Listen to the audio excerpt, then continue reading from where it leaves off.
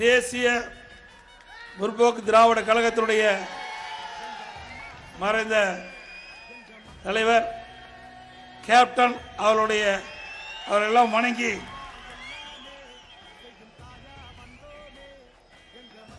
விழுப்புரம் நாடாளுமன்ற தொகுதி தேர்தல் பிரச்சார கூட்ட நிகழ்ச்சியிலே சுருக்கமாக பேசினாலும் விளக்கமாக தெளிவாக பேசி அமர்ந்திருக்கின்ற கழக அமைப்பு செயலாளர், மாவட்ட கழக செயலாளர், நாடாளுமன்ற உறுப்பினர், முன்னாள் அமைச்சர், கோட்லுக்குரிய சவார் சி வி சண்முகம் அவர்களே,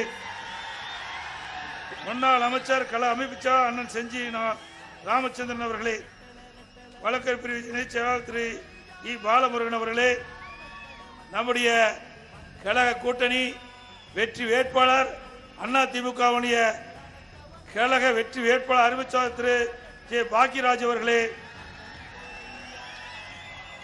அறிவிச்சாளர் சட்டமன்ற உறுப்பினர் மாவட்ட கழக துணை செயலாளர் திரு எம் சக்கரபாணி அவர்களே, விழுப்புரம் மாவட்ட புரட்சித் தலைவர் பேரவைச் திரு எம்எல்ஏ அர்ஜுனன் அவர்களே, கூட்டணி கட்சி சேர்ந்த நிர்வாகிகள், தேசிய முற்போக்கு திராவிட கழகத்தைச் சேர்ந்த அறிவிச்சோர் மாவட்ட செயலாளர் திரு எல் வெங்கடேசன் அவர்களே, எஸ்டிபி கட்சி சேர்ந்த திரு மாவட்ட தலைவர் திரு அக்பர் அலி அவர்களே, அகில இந்திய பார்வர்ட் பிளாக் கட்சி சேர்ந்த பொறுப்பாளர் திரு ஆசைத்தபி அவர்களே, புரட்சி பாரத கட்சி சேர்ந்த மாநில செயலாளர் திரு சிலம்பரசன் அவர்களே, இந்திய குடியரசு கட்சி சேர்ந்த விழுப்புரம் வடக்கு மாவட்ட செயலாளர் திரு ரோஜா முத்தவர்களே, தெற்கு மாவட்ட செயலாளர் திரு குமார் அவர்களே, மருதுசேனை கட்சியை சேர்ந்த மண்டல பொதுச்செயலாளர் திரு சிவகுமார் அவர்களே, எய்ம் பார்ட்டியை சேர்ந்த விழுப்புரம் மாவட்ட செயலாளர் திரு இதய அலிவர்களே, விவசாய அணியை சேர்ந்த வேட்டளம் மணிகண்டன் அவர்களே மற்றும் மேடையில் வீட்டுகின்ற கழகத்தினுடைய முன்னாடி நிர்வாகிகளே, வரிந்து சிறப்பித்துக் கொண்டிருக்கின்ற நகர கழக செயலாளர், ஒன்றிய கழக செயலாளர், பேர் கழக செயலாளர்,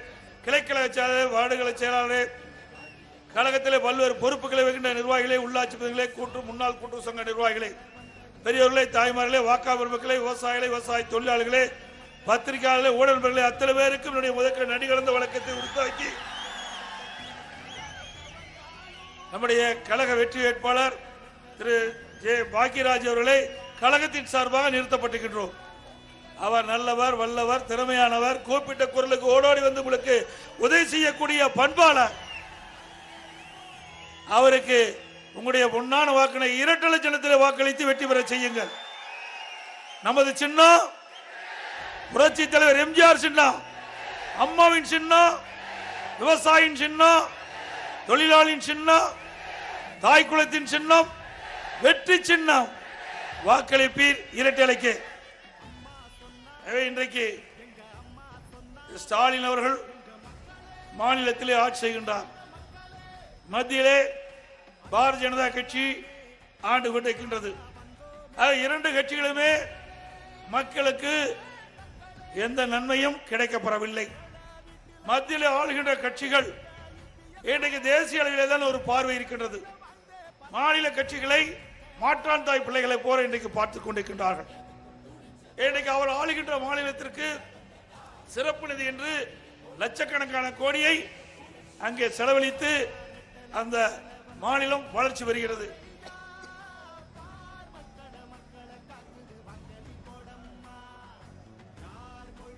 ஆனால் எதிர்க்கட்சி ஆளுகின்ற மாநிலத்திற்கு நிதி அளிப்பது கிடையாது. அது காங்கிரஸ் ஆட்சி செய்தாலும் சரி, அல்லது பாரதிய ஜனதா கட்சி ஆட்சி செய்தாலும் சரி, அதில் வேறுபாடே கிடையாது. இன்றைக்கு இந்தியாவிலேயே அதிகமாக ஜிஎஸ்டி செலுத்துகின்ற மாநிலத்தில் இரண்டாவது இடத்தில் இருப்பது தமிழ்நாடு. ஆனால் நமக்கு கிடைக்க வேண்டிய மத்திய அரசு செல்வது நிதியோ குறைவான நிதி. ஆனால் நம்முடைய மாநிலத்திலே பல தொழிற்சாலைகள் நிறுவுகிறோம். அதற்கு தேவையான கட்டமைப்பு வசதி செய்து கொடுக்கின்றோம். நிலத்தை குறைந்த விலையிலே கொடுக்கின்றோம். மின்கட்டண சலுகை கொடுக்கிறோம். ஜிஎஸ்டி சலுகை கொடுக்கிறோம். தொழில் துவங்குவதற்கு மானியம் வழங்குகிறோம். எவ்வளவு வழங்கி, ஆனால் நமக்கு ஜிஎஸ்டி வருவாய் கிடையாது.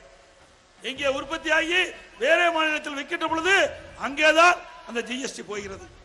ஆக இது பாரபட்சமாக இருக்கிறது. இதற்கெல்லாம் தீர்வு காண வேண்டும் என்றால் நம்முடைய வெற்றி வேட்பாளர் அறிவிச்சார் பாக்கியராஜ் அவர்கள் வெற்றி பெற்று நம்முடைய குரலை நாடாளுமன்றத்தில் ஒலிப்பார்கள்.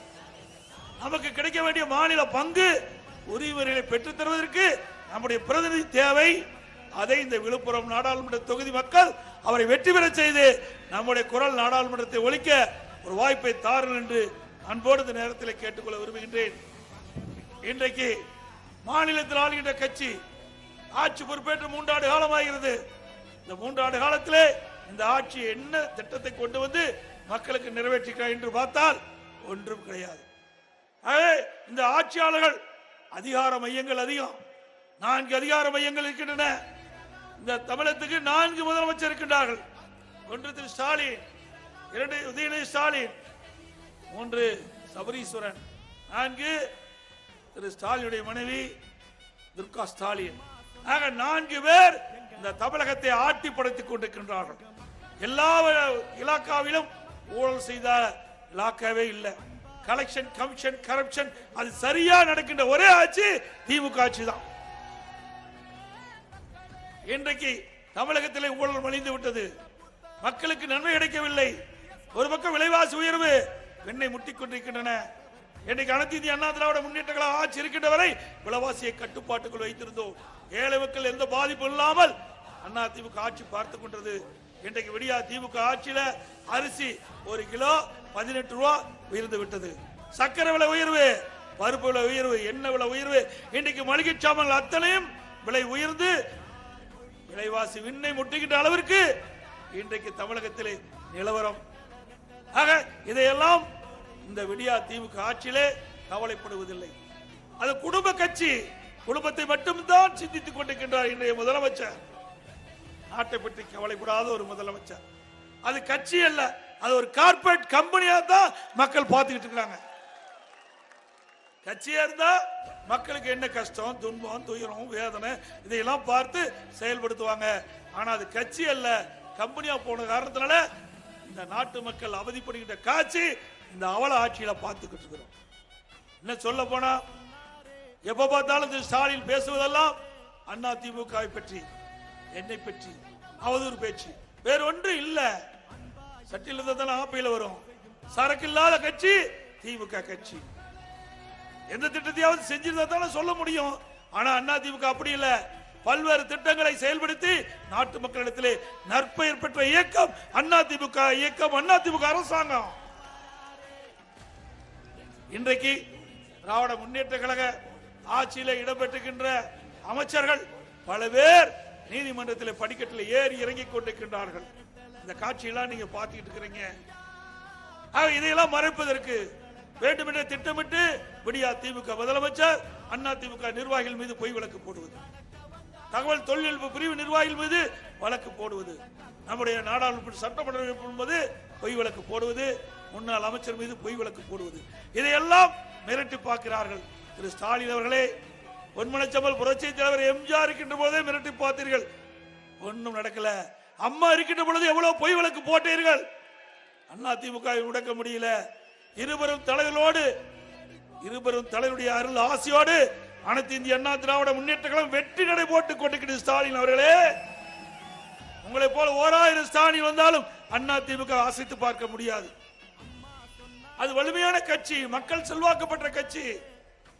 இன்றைக்கு சாதாரண தொண்டன் கூட உச்சபட்ச நிலைக்கு வருவதற்கு அடித்தளம் விளங்குகின்ற கட்சி அண்ணா திமுக கட்சி. இந்தியாவில் எத்தனையோ கட்சிகள் இருக்கின்றன. எந்த கட்சியாவது ஒரு சாதாரண தொண்டன் அந்த கட்சிக்கு பொதுச் செயலாளர் ஆக முடியுமா? முடியுங்களா? ஒரு சாதாரண தொண்டன் முதலமைச்சர் ஆக முடியுமா?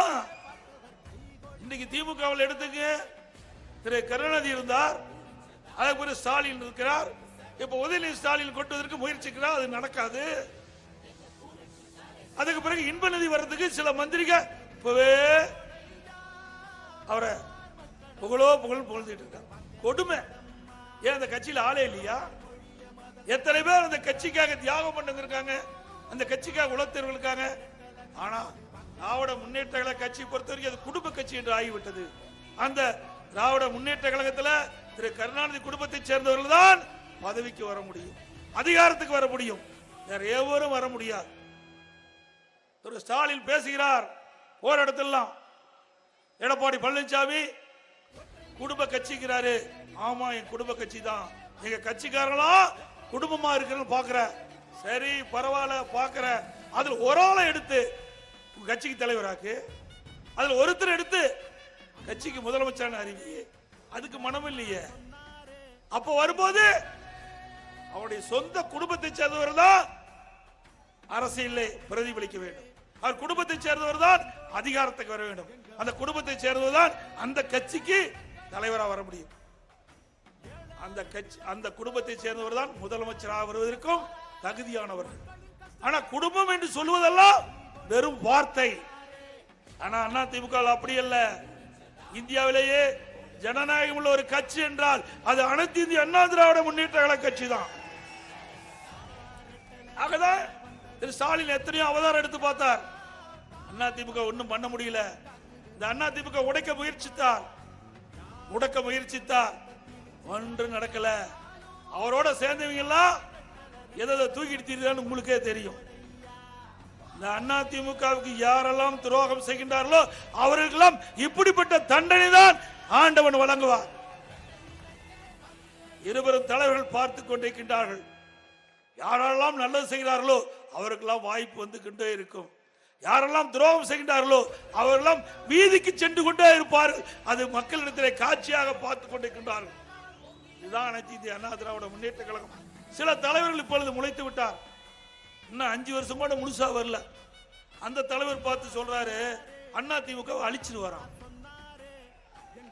பாட்டனாலே ஆக முடியாது தம்பி. எத்தனையோ பேர் இதுக்கு முயற்சி செஞ்சு பார்த்தாங்க, ஒண்ணு நடக்காது. அனைத்து இந்திய அண்ணா திராவிட முன்னேற்ற கழகம் இருப்பது இரும்பு கோட்டை, எக்கு கோட்டை. எந்த கொம்பனாலும் அசைக்க பார்க்க முடியாது. ஒரு தொண்டனை கூட நீங்கள் உரசி பார்க்க முடியாது.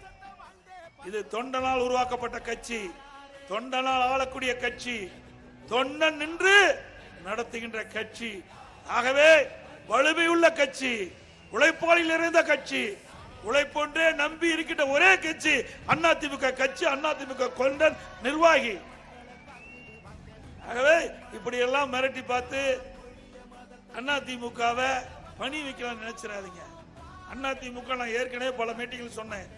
அதிமுக எப்படிப்பட்ட கட்சி, எப்படிப்பட்ட வரலாறு என்பதை தெரிஞ்சு பேச வேணும். இல்லட்டா அதுக்கு உண்டான விலையை நீங்க பெற வேண்டிய சூழ்நிலை ஏற்படும். அது மட்டும் இல்ல, இன்றைக்கு மத்தியிலே ஆட்சி செய்கின்றவர்கள் விலைவாசியை கட்டுப்படுத்தினாங்களா? இந்த அளவுக்கு விலைவாசி உயர்ந்திருக்குது. இதுக்கு மத்திய அரசு, மாநில அரசு தான் பொறுப்பு.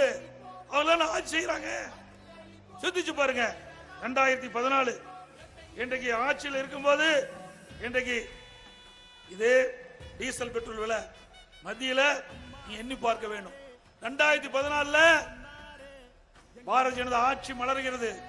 அந்த காலகட்டத்தில் திரு மோடி அவர்கள் பாரத பிரதமராக இருக்கிறார். அப்பொழுது 2014 பெட்ரோல் விலை 71, டீசல் விலை 55, கச்சா எண்ணெய் இறக்குமதி $105. இப்பொழுது 2024 இன்றைய தினம் பெட்ரோல் விலை 102, டீசல் விலை 94. இன்றைக்கு கச்சா எண்ணெய் இறக்குமதி செய்கிற விலை $86. $86 இன்றைக்கு கச்சா எண்ணெய் இறக்குமதி செய்யறாங்க. அப்படின்னா $105 இருக்கின்ற பொழுது கச்சா எண்ணெய் இந்தியாவில் இறக்குமதி செய்கின்ற பொழுது பெட்ரோல் விலை 71, டீசல் விலை 55. இப்பொழுது மத்தியில் ஆண்டு கொண்டு இருக்கின்ற அரசாங்கம் 2024 இன்றைக்கு இறக்குமதி செய்கின்ற கச்சா எண்ணெய் விலை $86. அப்படின்னா விலை குறைஞ்சிருக்கணும்ல, விலை உயர்ந்திருக்குது. கிட்டத்தட்ட 70% இன்றைக்கு வரி போடுறாங்க. இப்படி 70% வரி போடுகின்ற காரணத்தினாலதான் பெட்ரோல் உயர்ந்திருக்குது, டீசல் உயர்ந்திருக்குது. இந்த ஆட்சியாளர்கள் மக்களை வஞ்சிக்கின்ற ஆட்சியாக மத்தியில் இருக்கின்றார்கள், மாநிலத்திலும் இருக்கின்றார்கள். மாநில அரசாங்கம் 2021 சட்டமன்ற பொதுத் தேர்தல் போது இதே ஸ்டாலின் வாக்குறுதி கொடுத்தார். திராவிட முன்னேற்ற கழகம் ஆட்சிக்கு வந்தா பெட்ரோல் விலை குறைக்கப்படும், டீசல் விலை குறைக்கப்படும். பெட்ரோல் 3 ரூபா குறைச்சிட்டு விட்டுட்டாங்க. 5 ரூபா குறைக்குன்னு சொல்லி 3 ரூபா தான் குறைச்சாங்க. டீசல் விலை 4 ரூபா குறைக்கிறாங்க, இது வரைக்கும் குறைக்கல. ஏன் மத்திய அரசு வரி போடுது, மாநில அரசு வரி போடுது. மாநில அரசு வரி போடுவதை குறைத்தால் 4 ரூபா குறைக்கலாம். ஆனா மனம் இல்ல. பக்கத்துல கர்நாடகாவில் 8 ரூபா குறைச்சிருக்காங்க, பாண்டிச்சேரியில 6 ரூபா குறைச்சிருக்காங்க. அவ்வளவுதானே, 6 ரூபா குறைப்புன்னு நினைக்கிறேன். ஆக பாண்டிச்சேரி விலை குறைப்பு, கர்நாடக விலை குறைப்பு. ஆனால் கொடுக்கப்பட்ட வாக்குறுதியை 98% நிறைவேற்றப்பட்டதாக இன்றைய முதலமைச்சர் திமுக தலைவர் ஸ்டாலின் குறிப்பிடுகிறார். 98% நிறைவேற்றப்பட்டிருந்தா ஏன் பெட்ரோல் டீசல் விலை குறைக்கல? வேண்டுமென்றே திட்டமிட்டு மக்களை ஏமாற்றி ஆட்சிக்கு வந்து இரட்டை வேடம் போடுகின்ற முதலமைச்சர் இன்றைய முதலமைச்சர் ஸ்டாலின் அவர்கள். சிந்திச்சு பாருங்க, இவருடைய ஆட்சியில் கொடுக்கப்பட்ட, இவருடைய தேர்தலில் கொடுக்கப்பட்ட வாக்குறுதிகளை நிறைவேற்றிருக்கிறாங்களா? இல்லையே.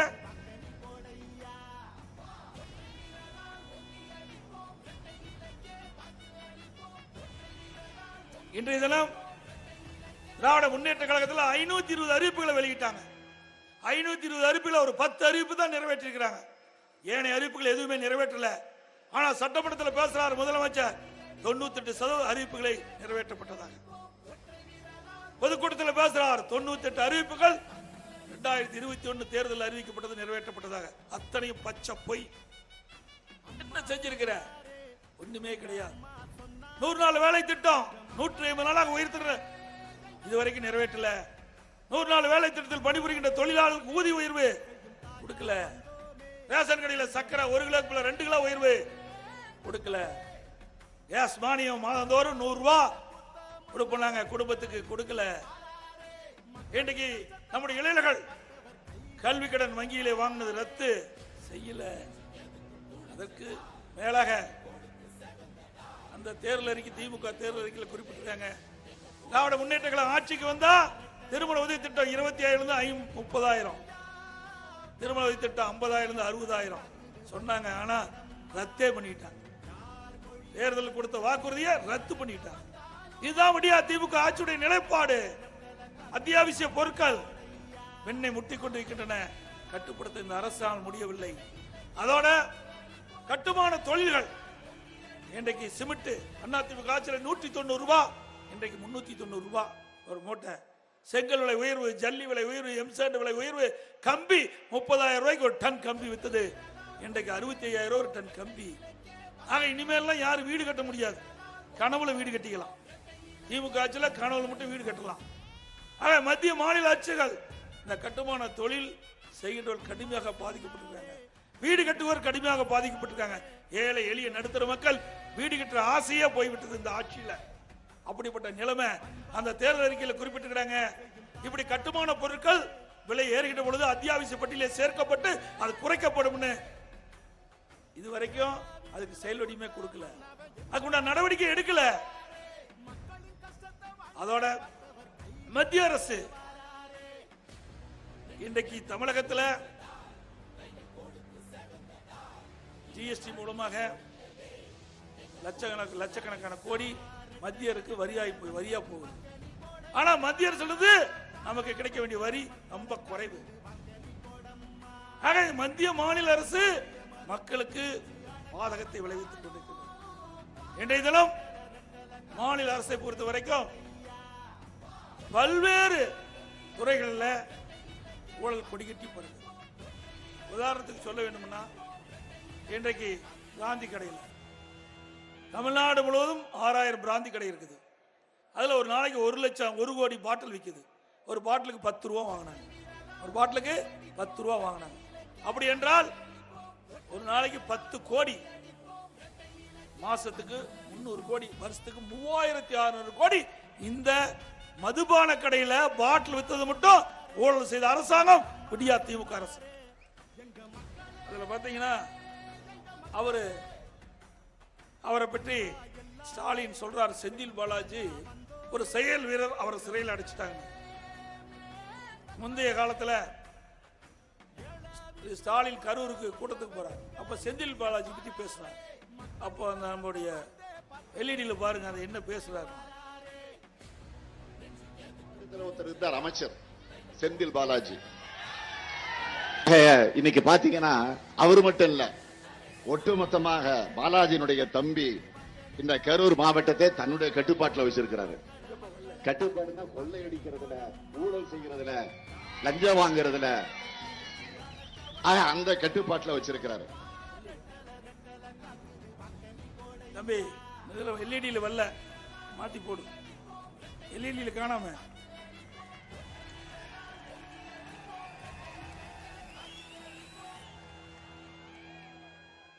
இல்லையா?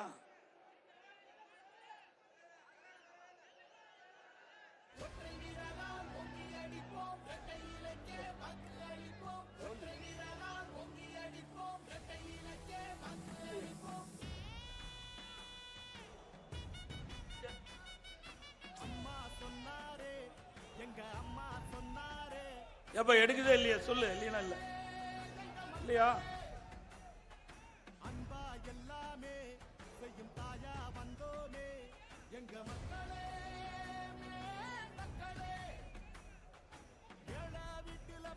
சரி,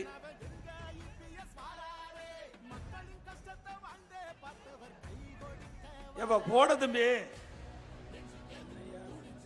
சரி, அப்படியே ஆடியோ தான் போடு. அதையாவது ஒருத்தர் இருந்தார், அமைச்சர் செந்தில் பாலாஜி. இன்னைக்கு பாத்தீங்கன்னா அவரு மட்டும் இல்ல, ஒட்டுமொத்தமாக பாலாஜியினுடைய தம்பி இந்த கரூர் மாவட்டத்தை தன்னுடைய கட்டுப்பாட்டில் வச்சிருக்கிறாரு. கட்டுப்பாடுனா கொள்ளையடிக்கிறதுல, ஊழல் செய்யறதுல, லஞ்சம் வாங்குறதுல அந்த கட்டுப்பாட்டில் வச்சிருக்கிறாரு. ஆள் கடத்தல், நில அபகரிப்பு புகார்கள் எல்லாம் இன்னைக்கு நீதிமன்றத்தில் இருக்கு. இப்படி ஒன்றா இரண்டா எடுத்து சொல்ல அப்படின்னு பாட்டு இருக்கு. அடுத்தது செந்தில் பாலாஜி அவர்கள் ஸ்டாலினை எப்படி எல்லாம் சட்டமன்றத்தில் பேசுறாருன்னு அதையும் கேளுங்க, ஆடியோல போடப்போம். இப்போதே புலம்பிட துவங்கிவிட்டார். இப்படி ஒரு குற்றச்சாட்டை இந்த அவையிலே கூற உறுப்பினர் மு.க. ஸ்டாலினுக்கு தகுதி இருக்கிறதா என்று கேட்டால் லட்சத்தில் ஒரு பங்கு கூட தகுதி இல்லை. கருணாநிதிக்கும் கருணாநிதியினுடைய பிள்ளைகளுக்கும் எப்போதுமே ஒரு குணம் உண்டு. அவங்க வகிச்சா அது பதவி, மற்றவங்கன்னா அது புழுதி. அவங்க தொட்டா அது பொண்ணு, மற்றவங்க தொட்டா அது புண்ணு. அவங்களுக்கு வந்தா அது ரத்தம், மற்றவங்கன்னா அது தக்காளி சட்னி. தமிழை விற்று பிழைப்பு நடத்தும் சிலர் தங்களை தலைவர் என்று சொல்லிக் கொண்டு இருப்பவர்கள் குடும்பத்திற்கு பதவிகள் வேண்டும் என்றால் டெல்லிக்கு போவார்கள். டெல்லிக்கு போய் பெற்றதனால் அலைக்கற்றையை விற்று அதனால் 2 லட்சம் கோடியை கொள்ளையடித்து திகாருக்கு செல்வார்கள். அரசுக்கு வரவேண்டிய நிதியை கொள்ளையடித்ததால் திகாரில் இருப்பவர்களை கருணாநிதி சென்று பார்ப்பது அவர்களது வரலாறு. பாத்தீங்களா எப்படி தலைவரும் செயல் வீரர் எப்படிப்பட்ட ஆளுங்க பாருங்க. ஆக இங்க இருந்தா ஊழல்வாதி, அங்க போனா உத்தமர் ஆயிடுவார். இதெல்லாம் ஆதாரத்தோட தெரிவிக்கிறோம். இல்லைன்னா வேணுமென்றே திட்டமிட்டு அதிமுக தவறா பேசுறேன்னு சொல்லுவாங்க. ஆக அனைத்து இந்திய அண்ணா திராவிட முன்னேற்ற கழக அரசு ஒரு வலிமையான அரசு என்பதை பலமுறை நம்ம நிரூபித்து காட்டுகிறோம். இன்றைய தினம்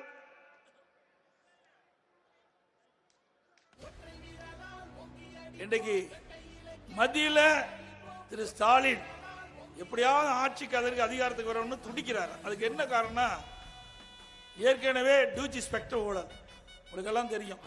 பாத்தீங்களா அந்த கொடி எப்படி பறக்குது, நல்லா வேகமா பறக்குது இல்லைங்களா? பறக்குது. எதனால பறக்குது? காத்தடிக்கிறதுனால பறக்குது. காத்த காத்த பார்க்க முடியுதா? கண்ணுல பார்க்க முடியுதுங்களா? கண்ணுக்கு தெரியாத காற்றிலும் ஊழல் செய்கின்ற ஒரே கட்சி திமுக கட்சி தான், வேற எந்த கட்சியும் கிடையாது. அப்படி விஞ்ஞான மூலம் படித்த கட்சி 1,72,000 கோடி டூச்சி ஸ்பெக்ட்ரத்தில் ஊழல் செஞ்சிருக்கிறாங்க. அதனாலதான் துடிக்கிறார். மத்தியிலையும் கொள்ளையடிக்க வேணும், மாநிலத்திலையும் கொள்ளையடிக்க வேணும். ஸ்டாலின் உங்களுக்கு கனவு நனவாகாது. இந்த தேர்தலில் அனைத்து இந்திய அண்ணா திராவிட முன்னேற்ற கழக கூட்டணி தான் அனைத்து இடங்களும் வெற்றி பெறும். இதுல ஒண்ணு சொல்லுவாங்க பழமொழி, தோல் இருக்க சுளை முழுங்கி. இந்த பழமொழி திமுக காரருக்கு பொருந்தும், திமுக காரருக்கு பொருந்தும். இது அருமையான பழமொழி இல்லையா? தோல் இருக்க சுளை முழுங்கி. அப்படி தோல் தான் இருக்கும், உள்ள ஒண்ணுமே இருக்காது, அப்படியே அலங்கா முழுங்கிடுவாங்க. அப்பேற்பட்ட ஆளுகதான் திமுக நிர்வாகிகள். ஆக அனைத்து இந்திய அண்ணா திராவிட முன்னேற்ற கழகத்தை பொறுத்த வரைக்கும் கொடுக்கப்பட்ட வாக்குறுதியை நிறைவேற்றுகின்ற கட்சி அண்ணா திமுக கட்சி. இன்னொன்னு பாத்தீங்கன்னா, ஒருத்தர் மாற்றுத்திறனாளி உலக கோப்பை விளையாட்டில் போய் விளையாடி இந்த கோப்பை வாங்கிட்டு வந்ததா போய் ஸ்டாலின் உதயநிதி ஸ்டாலின் போட்டோ எடுத்திருக்காங்க. இவரு பாஸ்போர்ட்டே வாங்கல, இவரு பாஸ்போர்ட்டே எடுக்கல, அந்த உலக கோப்பை விழாவிலே கலந்துக்கல. இவரு போய் உலக கோப்பையில கிரிக்கெட்ல விளையாடி இன்றைக்கு கப்பு வாங்கினதா இங்க போட்டோ எடுத்திருக்கிறார். அப்படின்னா சிந்திச்சு பாருங்க. இதை கூட ஆய்வு செஞ்சு உண்மையா பொய்யான்னு அறிஞ்சு அதுக்கு பிறகு ஒரு முதலமைச்சர், விளையாட்டுத்துறை அமைச்சர் அவர் பாராட்டியதா பரவாயில்ல. அதனாலதான் நான் சொல்றேன், ஒரு பொம்மை முதலமைச்சர், திறமையற்ற முதலமைச்சர் இதுல நிரூபணம் ஆகுது.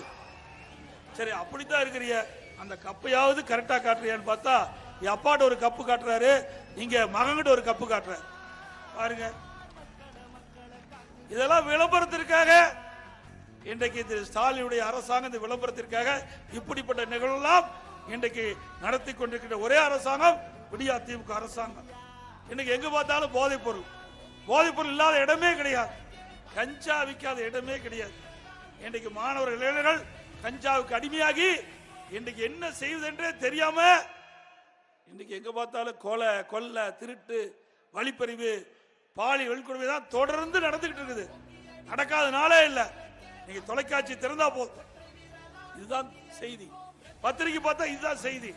ஆக ஆட்சியில் இருக்கின்ற அதிகாரத்தில் இருக்கின்றவர்கள் இன்றைக்கு சரியான முறையில் நிர்வாகம் செய்யாத காரணத்தில் தமிழ்நாடு ஒரு போதைப் பொருள் நிறைந்த மாநிலமாக இன்னைக்கு திகழ்ந்து கொண்டிருக்கின்றது.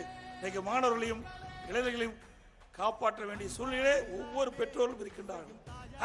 எந்த ஒரு மாணவனோ இளைஞனோ ஒரு பொதுமக்களோ இந்த போதைக்கு அடிமையாகிவிட்டா அவர் சீரழிந்து விடுவார், குடும்பம் சீரழிந்து விடும். அப்படிப்பட்ட நிலைமை இந்த அவல ஆட்சியிலே பார்க்கப்படுகிறது. அதோட திமுக அயலக அணி அவர் ஒருத்தர் இன்னைக்கு அந்த போதைப் பொருள் தடுப்புல கைது பண்ணவர். இன்றைக்கு தேசிய போதைப் பொருள் தடுப்பு அதிகாரிகள் அவர்கள் வெளிநாட்டுக்கு போதைப் பொருள் கடத்தப்பட்டதாக அவர் கைது செய்யப்பட்டு இன்றைக்கு சிறையில் விசாரணை இருக்கிறார். பல்லாயிரக்கணக்கான கோடிக்கு போதைப் பொருள் கடத்திருக்காரு. இதே மாதிரி உதயநிதி ஸ்டாலினையும் போட்டோ எடுத்திருக்காரு. ஆக திமுக கட்சி சேர்ந்த நிர்வாகிகள் தான் இந்த போதைப் பொருள் கடத்தலில் ஈடுபட்டதாக தெளிவா தெரிஞ்சு போச்சு. அதனால போதைப் பொருளை கட்டுப்படுத்த முடியல. திரு ஸ்டாலின் திமுக பொதுக்குழு கூட்டம் நடந்தது. அந்த திமுக பொதுக்குழு கூட்டத்தில் ஸ்டாலின் பேசுறாரு, நான் இரவில் தூங்கி காலையில் கண் விழிக்கின்ற பொழுது எங்க கட்சிக்காரர்கள் என்ன பிரச்சனை வந்து விடுமோ என்று அச்சத்தில் கண் விழிக்கிறேங்கிறார். நாம சொல்ல அவர் சொன்னது. அப்படிப்பட்ட நிலைமை தான் திமுக கட்சி, அராஜக பிடிச்ச கட்சி. அவரே ஒத்துக்கிட்டார். அப்படி இருக்கின்ற காரணத்தினால்தான் இப்படிப்பட்ட நிகழ்வுகள் தமிழகத்தில் நிகழ்ந்து கொண்டிருக்கிறது என்பதை நாம் எண்ணி பார்க்க வேண்டும். அதோட இன்றைக்கு அனைத்து இந்திய அண்ணா திராவிட முன்னேற்ற கழகத்தை பொறுத்த வரைக்கும் ஜாதிக்கு மதத்திற்கு அப்பாற்பட்ட கட்சி. மதத்தின் அடிப்படையில் மக்களை பிரித்து வேறுபடுத்தி பார்ப்பது ஒருபோதும் அதிமுக ஏற்காது. அது இடமா நாம சொல்லிட்டு இருக்கிறோம்.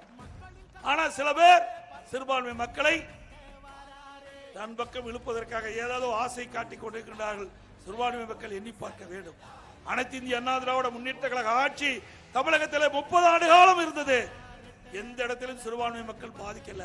சிறுபான்மை மக்களை அரண் போல் காத்த அரசாங்கம் அதிமுக அரசாங்கம்.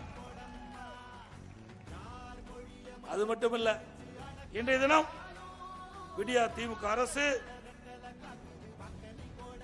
ஒரு திட்டத்தை அறிவிக்கிறாங்க. திட்டத்தை அறிவிச்ச உடனே அதுக்கு ஒரு குழு 52 குழு போட்டிருக்காரு. இந்த முதலமைச்சர் இந்தியாவில் எங்கேயுமே இவ்வளவு குழு போட்டதே கிடையாது. ஏதோ முக்கியமான திட்டமா இருந்தா குழு போடுவாங்க. அந்த குழு போட்டு அதோட முடிஞ்சு போச்சு. அதுக்கு வெள்ளை கேட்ட இது வரைக்கும் கிடைக்கல.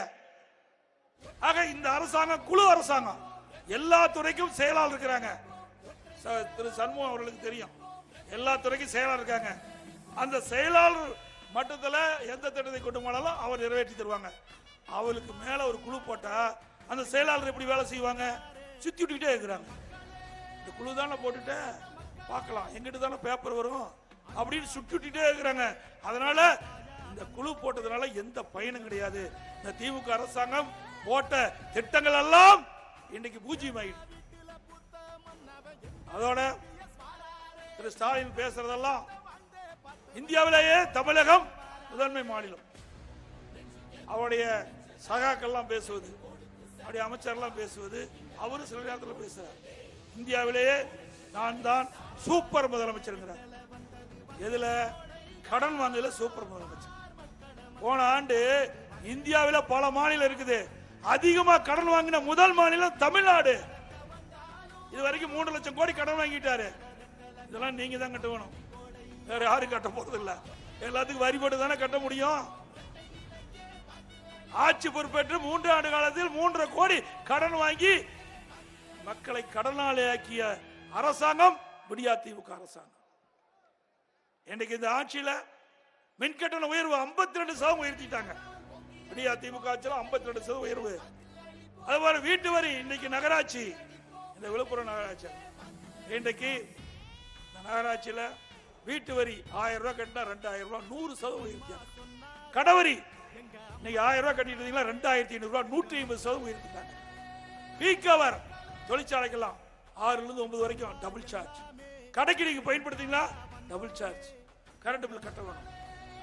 இப்படி மக்களை வாட்டி வதைக்கின்ற அரசாங்கம் விடியா திமுக அரசாங்கம். அதோட இன்னொன்னு வேடிக்கை, திரு ஸ்டாலின் ஊர் ஊரா போனார். எங்க பார்த்தாலும் திட்டு கண்டா அங்க ஒரு பெட்ஷீட்டை போட்டு ஒரு பொட்டி வச்சிருவார். நாமளும் பொட்டி தூக்கிட்டு வந்துருக்கோம், காட்ட வேணும்ல.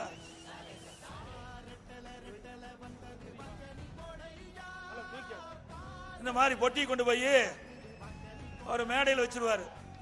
மேடையில் வச்ச பிறகு மக்கள்கிட்ட அங்க எல்லாம் அந்த திமுக காரெல்லாம் அங்க கூட்டத்தை கூட்டி வச்சிருப்பாங்க. மக்களுக்கு சொல்லி ஆசை வார்த்தை சொல்லி கூட்டிட்டு வந்து அமர வச்சிருப்பாங்க. உங்களுக்கெல்லாம் என்ன பிரச்சனை இருக்குது, அந்த பிரச்சனைய நீங்க கடிதமா எழுதி இந்த பெட்டியில போடுங்க. நீங்க போட்ட பிறகு அந்த பெட்டியில நான் பூட்டி பத்திரமா கொண்டு வீட்டில் வச்சுக்கிறேன். நான் ஆட்சிக்கு வந்த பிறகு கூட்ட திறந்து பெட்டி திறந்து மனு படிச்சு உங்களுடைய பிரச்சனை தீர்க்கிறேன். அப்படி உங்களுக்கு தீர்வு காணாவிட்டால் நான் முதலமைச்சர் வந்த பிறகு என்னுடைய அறை கதவுகள் திறந்தே இருக்கும். எப்பொழுது வேணாலும் என்னை சந்திக்கலாம், உங்களுடைய பிரச்சனை தீர்த்து வைக்கிறார். மக்களும் ஆகா ஸ்டாலின் சொல்லிட்டாரு. அங்க இருக்கிற அமைச்சர்லாம் முன்னாள் எம்எல்ஏ இருந்தாங்க, அதெல்லாம் ஆகா எம்எல்ஏ எல்லாம் சொல்லிட்டாருன்ட்டு உதயநிதி ஸ்டாலின் ஒரு பக்கம் போய் திண்டுக்கல்ல போய் அவர் ஒரு பொட்டி வச்சு மனு வாங்கினார். இப்படி லட்சக்கணக்கான மனு வாங்கி இப்ப ஆட்சிக்கு வந்த பிறகு என்னாச்சுன்னே தெரியல. என்கிட்ட சொன்னாங்க சாவி தொலைஞ்சு போச்சு, பொட்டியே காணாது போச்சுன்னு தெரியல. ஆக எப்படியெல்லாம் மக்களை ஆசை வார்த்தை சொல்லி தூண்டி விட்டு மக்களை ஏமாற்றுகின்ற தலைவர் ஸ்டாலின் என்பதை நீங்கள் உணர வேண்டும். ஏன்னா இந்த பொட்டியில் என்ன வைரத்தையும் தங்கத்தையும் போடுறாங்க, பூட்டு போடுறதுக்கு. சிந்திச்சு பாருங்க எப்படி மக்களுடைய ஆசையை தோன்றாங்கன்னு. இதுதான் சதுரங்க வேட்டையில் ஒரு படத்துல வந்து இல்ல, ஒருவரை ஏமாற்ற வேண்டும்னா ஆசை தூண்டினா போதும் ஏமாற்றலாம். அப்படி மக்களுடைய ஆசையை தூண்டி மனுக்களை பெற்று மக்களை ஏமாற்றிய முதலமைச்சர் இன்றைக்கு விடியா திமுக முதலமைச்சர் திரு ஸ்டாலின். ஸ்டாலின் அவர்களே உங்களை பற்றி நன்றாக தெரிந்து விட்டார். அது மட்டும் இல்ல, இந்தியாவை காக்க ஸ்டாலின் அழைக்கிறார். இந்தியாவை காக்க ஸ்டாலின் அழைக்கிறார். இங்கேயே ஒண்ணு நடக்கல. 3 ஆண்டு காலத்தை தமிழ்நாட்டை குட்டிச்சவராக்குனது தான் மிச்சம். என்ன செஞ்ச நாட்டு மக்களுக்கு? வீட்டு மக்களுக்கு தான் செஞ்சுக்கிட்டு இருக்கிற, நாட்டு மக்களுக்கு ஒண்ணு இல்ல. இந்தியாவை காக்க ஸ்டாலின் அழைக்கிறார். ஒரு பழமொழி இருக்குது, கூரை ஏறி கோழி பிடிக்க தெரியாதவன்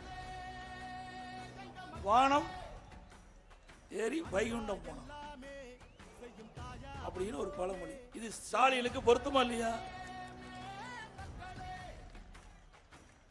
இங்கேயே ஒண்ணு பண்ண முடியாது இருக்கிற, இங்கேயே ஓட்டு போட்டு மக்கள் இன்னைக்கு தடுமாறிட்டு நாள் ஒன்று தினந்தோறும் வாழ்க்கை நடத்துவது ஒரு சவாலா இருக்குது. இப்படிப்பட்ட நேரத்தில் இந்தியாவை காக்க ஸ்டாலின் அழைக்கிறார். எவ்வளவு நாடகம் போடுறாங்க. இப்படியெல்லாம் ஆசை வார்த்தை மக்களுக்கு ஊட்டி இந்த தேர்தலில் வெற்றி பெறுவதற்கு எவ்வளவு மாயாஜால வேலையெல்லாம் பண்றார்.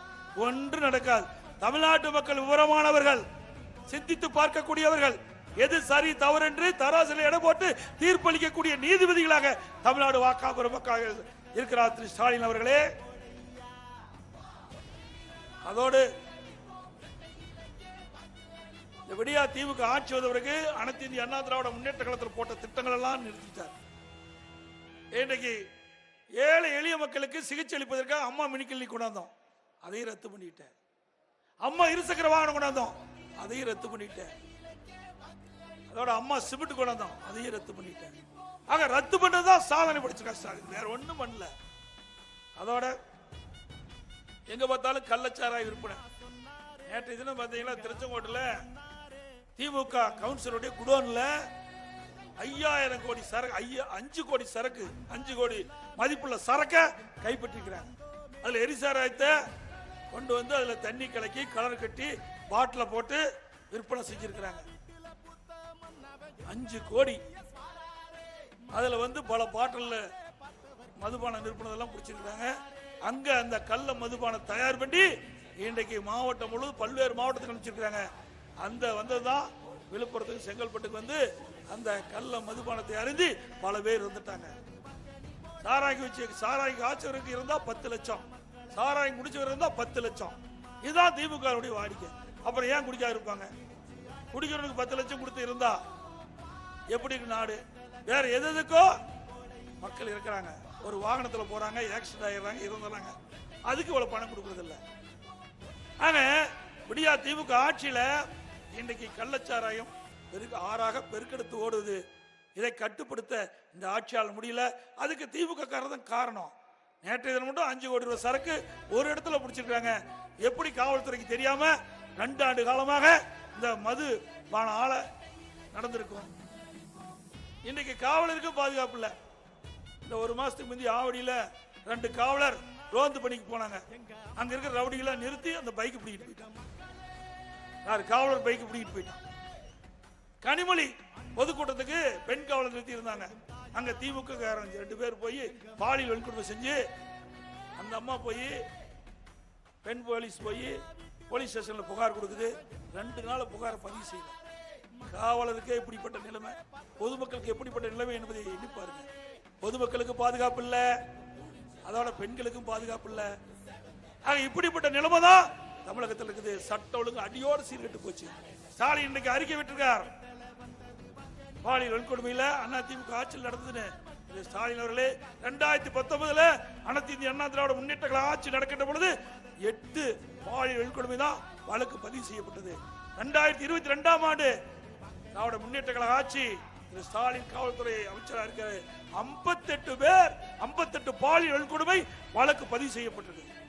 ஆக எந்த ஆட்சியில பாலியல் வன்கொடுமை அதிகரிச்சிருக்குது? திமுக ஆட்சியில் தான்.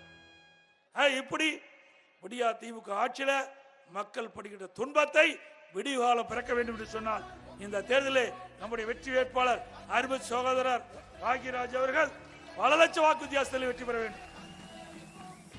அப்புறம் இன்னொன்னு சொல்றாரு, இந்த மாவட்டத்தில் இருக்கிறார். அப்ப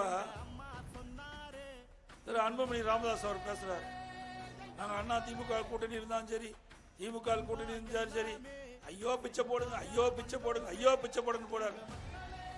அப்படித்தானே போட்டு நாடாளுமன்ற ஆகியிருக்கிறீங்க.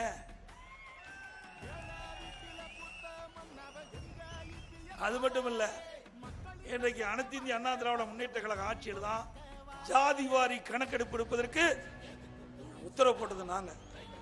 நான் முதலமைச்சர் இருக்கும் போது அறிவிச்சவர் சி.வி. சண்முகம் சட்டத்துறை அமைச்சராக இருக்கும் போது உத்தரவு போட்டிருக்கிறேங்க. மறைக்க முடியுமா? மறைக்க முடியுமா? தெளிவா ஆர்டர் போட்டுக்கிறோம். 2020 டிசம்பர்ல ஆர்டர் போட்டுக்கிறோம்.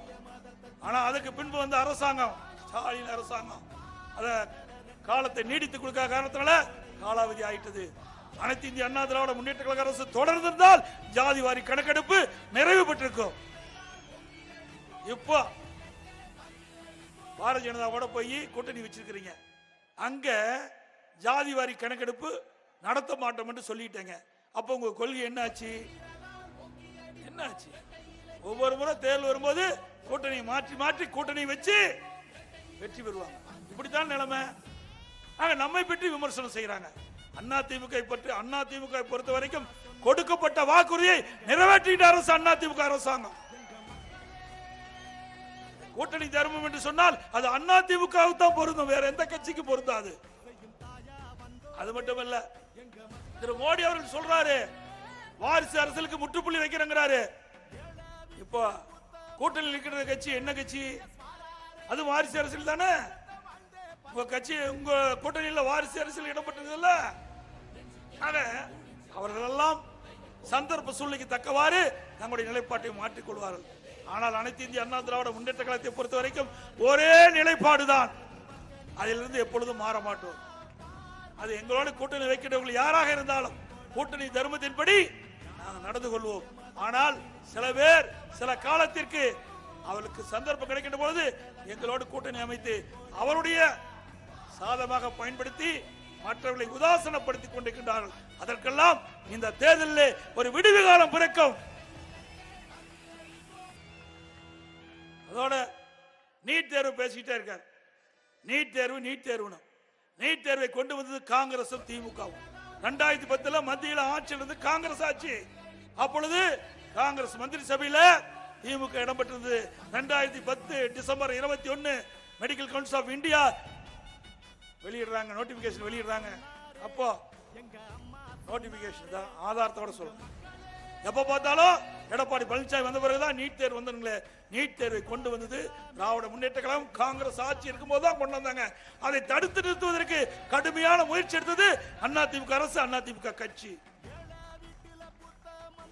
வேண்டுமென்றே திட்டமிட்டு அவதூறு பிரச்சாரத்தை பரப்பி மக்களிடத்தில் கருத்துக்களை, தவறான கருத்துக்களை பரப்பி அதனால அரசியல் ஆதாயம் தேடுகின்ற கட்சி திமுக கட்சி என்பதை நேரத்தில் தெரிவித்து, அனைத்து இந்திய அண்ணா திராவிட முன்னேற்ற கழகத்தை பொறுத்த வரைக்கும் மக்களுக்காக பாடுபடுகின்ற கட்சி, மக்கள் என்ன நினைக்கின்றார்களோ அதை நிறைவேற்றுகின்ற கட்சி அதிமுக கட்சி, அதிமுக அரசாங்கம். அப்படித்தான் பொன்மன செம்மல் புரட்சித் தலைவர் எம்ஜிஆர் காலத்திலும் சரி, அம்மா காலத்திலும் சரி, அம்மாவுக்கு பிறகு அம்மாவுடைய அரசும் அப்படித்தான் நிறைவேற்றி கொடுத்திருக்கின்றோம்.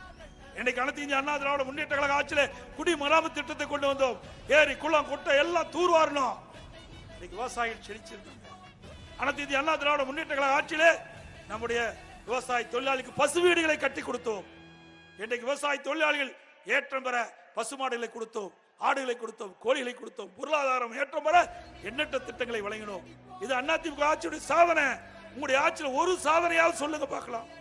ஒரே ஆண்டில் 11 மருத்துவக் கல்லூரி கொண்டு வந்து சாதனை படைத்த அரசாங்கம் அதிமுக அரசாங்கம். திமுகவில் அதிமுக ஆட்சி இருக்கின்ற பொழுது இங்க அம்மா பேர்ல ஒரு பல்கலைக்கழகத்தை ஏற்படுத்தணும்.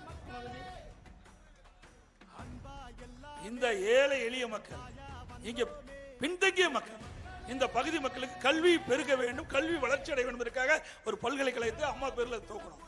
அதையும் மூடிய அரசாங்கம் தான் விடியா திமுக. இங்க சட்டக்கல்லூரி, அற்புதமான சட்டக்கல்லூரி கொண்டு வந்திருக்கிறோம். இங்க விழுப்புரத்துல சட்டக்கல்லூரி, தமிழ்நாடு முழுவதும் 7 சட்டக்கல்லூரி கொண்டு வந்து ஏழை எளிய ஒடுக்கப்பட்ட நசுக்கப்பட்ட தாழ்த்தப்பட்ட மக்கள் குறைந்த கட்டணத்திலே இன்றைக்கு சட்டம் பயிலக்கூடிய வாய்ப்பை அதிமுக ஆட்சியில் தான் கொண்டு வந்திருக்கிறோம். இதெல்லாம் சாதனை. அது மட்டும் இல்ல, மாவட்டம் 6 மாவட்டத்தை பிடிச்சு கொடுத்துருக்கோம், தாலுக்கா கொடுத்தோம், ஆரம்ப சுகாதார நிலையம் 273 ஆரம்ப சுகாதார நிலையம் கொடுத்திருக்கிறோம், மேம்படுத்தப்பட்ட ஆரம்ப சுகாதார நிலையம் நிறைய கொடுத்திருக்கிறோம். இப்படி எண்ணற்ற திட்டங்களை நாட்டு மக்களுக்கு வாரி வாரி வழங்கி, அதனால் தமிழகம் இந்தியாவிலேயே ஒரு முதன்மை மாநிலமாக விளங்குவதற்கு அடித்தளம் விட்ட அரசாங்கம் அதிமுக அரசாங்கம். உங்களுடைய ஆட்சியில் என்ன செஞ்சா சொல்லுவாங்களா?